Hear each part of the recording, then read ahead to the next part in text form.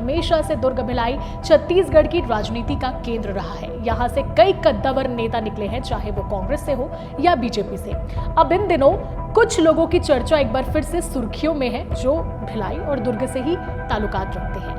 भाजपा से दुर्ग जिले में प्रेम प्रकाश पांडे, सरोज पांडे, ये दो प्रमुख नाम बहुत तेजी से उभरे, राष्ट्रीय स्तर पर भी अपनी धमक जमाई। और कांग्रेस में भूपेश बघेल बहुत तेजी से उभरे। शराब घोटाला का नाम आप सभी ने सुना ही होगा। उसमें एक बड़े आरोपी के रूप में चैतन्य बघेल को भी पेश किया ईडी ने, और वो करीब 6 महीने तक इस मामले में जेल में रहे। फिर उनको जमानत मिली। वो एक प्रकार से उसको चैतन्य बघेल की राजनीति में लॉन्चिंग के तौर पर देखा गया।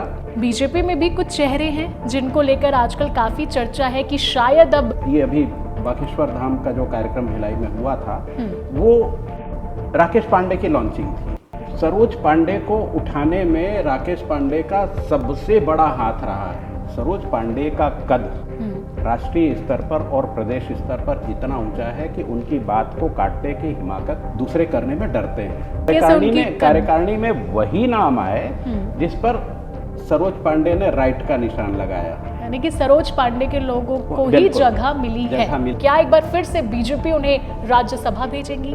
भाजपा के जिलाध्यक्ष पुरुषोत्तम देवांगन हो, दुर्ग के जिलाध्यक्ष कौशिक हो, सरस्वती बंजारे हो, ये पहले संगठन पे ही काम किया करते थे, लेकिन अब पिछले अभी कुछ दिनों से ये दिख रहा है कि शिफ्ट हो रहे हैं, वो शिफ्ट हो रहे हैं और लगभग हो गए हैं। वैशाली नगर के जो विधायक हैं, उनके काम करने का तरीका एकदम जुदा है।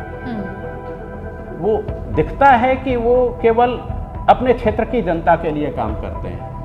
कई बार तो ऐसा भी लगता है कि वो यदि वास्तव में कोई दुखी है, परेशान है, तो वो फिर वो विधानसभा की सीमा भी लांघ जाते हैं। आज देवेंद्र यादव को सर, ये अगर हम कहें कि राष्ट्रीय लेवल के वो नेता बन चुके हैं, तो ये बिल्कुल गलत नहीं होगा। कांग्रेस में आज देवेंद्र यादव जैसे नेताओं की सख्त जरूरत है। दुर्ग से आने वाले इकलौते मंत्री की गजेंद्र यादव, जो अभी इन दिनों जम्बूरी विवाद में काफी ज्यादा फंसे हुए नजर आ रहे हैं। गजेंद्र यादव एक्चुअली संगठन के भी व्यक्ति सीधे तौर पर नहीं रहे हैं। राजनीति का बहुत ज्यादा ज्ञान उनको नहीं रहा है।